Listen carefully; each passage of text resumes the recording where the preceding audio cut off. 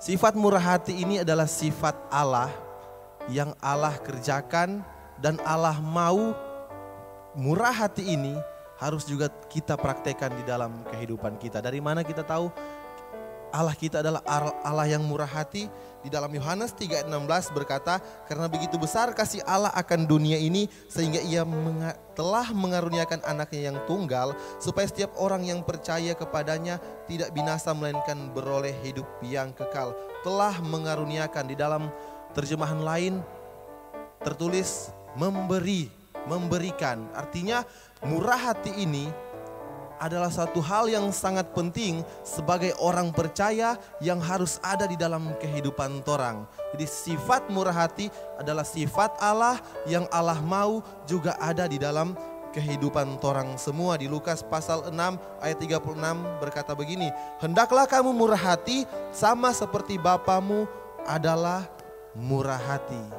Jadi firman Tuhan mengajak kita atau mendorong kita semua sebagai orang percaya, orang harus bermurah hati atau memiliki kemurahan hati karena Allah atau Bapa kita yang di sorga adalah Allah yang murah hati. Makanya firman Tuhan bilang orang harus murah hati. Kemurahan hati Allah nyatakan lewat karyanya, dia menyelamatkan kita, menebus kita dari dosa-dosa kita. Dan kemurahan hati identik dengan yang namanya memberi. Betul? Betul ya? Memberi. Makanya Allah memberikan anaknya yang tunggal supaya orang percaya tidak binasa. Dan kemurahan hati itu juga harus ada di dalam kehidupan orang. Nah, orang yang bermurah hati atau memiliki kemurahan hati, dia akan mampu memberi meskipun di dalam kekurangan. Amin. Amin. Kalau orang lihat kisah janda di Sarfat ya, janda di Sarfat bersama Nabi Elia, di mana latar belakang kisah tersebut menggambarkan situasi bangsa Israel yang sementara mengalami kekeringan, yang sementara mengalami krisis akibat dosa yang dilakukan oleh Ahab. Dan semua kena dampaknya. Jadi termasuk si janda itu mengalami dampak dari apa yang terjadi.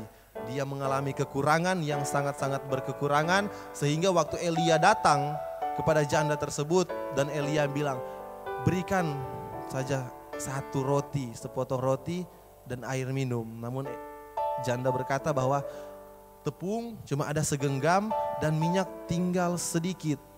Kalau kita baking ini, selesai itu kita makan, kami mati, yaitu anaknya dan janda tersebut akan mati. Itu perkataan yang dikeluarkan, yang diperkatakan oleh janda kepada Nabi Elia. Namun Elia lanjut berkata lagi di dalam 1 Raja-Raja pasal 17 ayat 14. Sebab beginilah firman Tuhan Allah Israel, tepung dalam tempayan itu tidak akan habis dan minyak dalam buli-buli itu pun tidak akan berkurang sampai pada waktu Tuhan memberi hujan ke atas muka bumi ini. Apa yang membuat janda ini akhirnya tergerak dan bermurah hati untuk memberi meskipun di dalam situasi kondisi yang sedang sangat-sangat berkekurangan?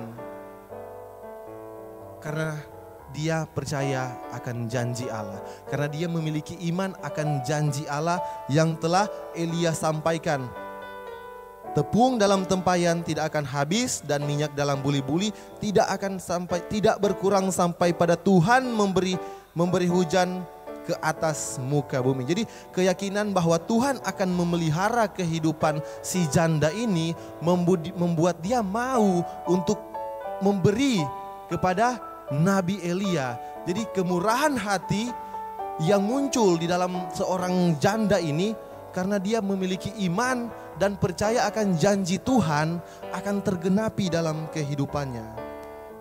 Namun iman itu harus dibarengi dengan tindakan, karena iman tanpa perbuatan hakikatnya adalah mati. Di ayat 15, lalu pergilah perempuan itu dan berbuat seperti yang dikatakan Elia.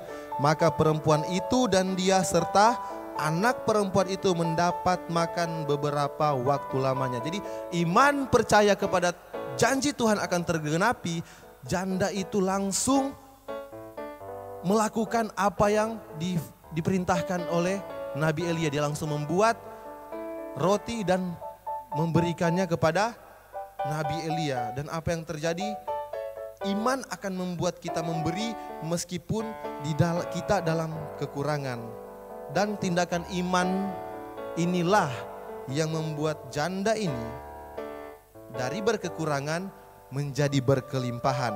Di ayat 16, tepung dalam tempayan itu tidak habis dan minyak dalam buli-buli itu tidak berkurang seperti firman Tuhan yang diucapkannya dengan perantaraan Elia.